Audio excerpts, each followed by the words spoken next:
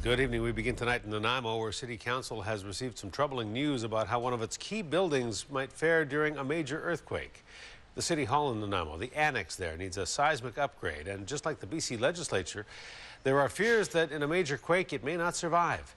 A News reporter Brent Shearer has more on the story. He joins us now in our Nanaimo newsroom with details. Brent. Hudson, for years now, we've been told the West Coast is due for an earthquake. Getting schools ready for the big one is costing the province more than $1 billion. And here in Nanaimo, seismic upgrades on one of the city's most important buildings is causing a shakeup at City Hall.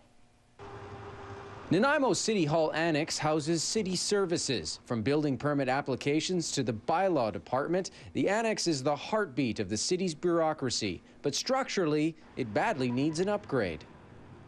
Scenes of destruction in Haiti have been dominating television news for the past week.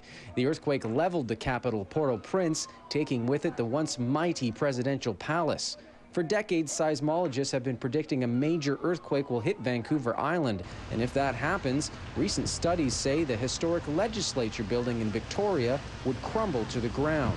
Nanaimo's City Hall Annex may not have the grandeur of a presidential palace or even the BC legislature, but it does serve a very important function. And like many buildings up and down Vancouver Island, making the Annex safe in the event of an earthquake carries a hefty price tag.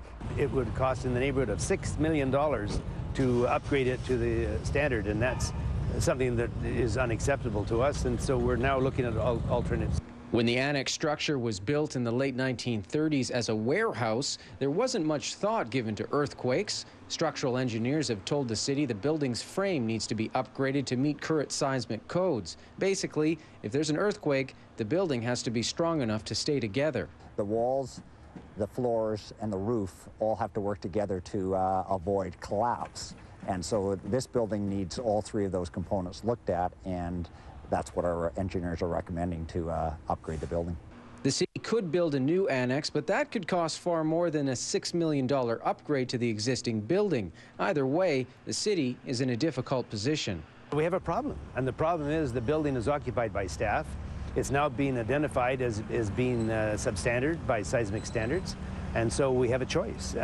We either prevent people from using the building, or alternatively, the only other choice is to do the work on it. Well, so now we're looking, staff is now exploring other alternatives. City Council is making this issue a priority and is pledging to tackle it without delay.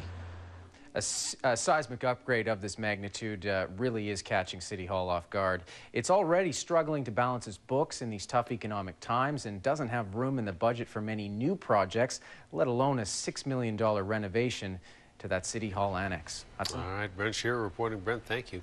Thank you.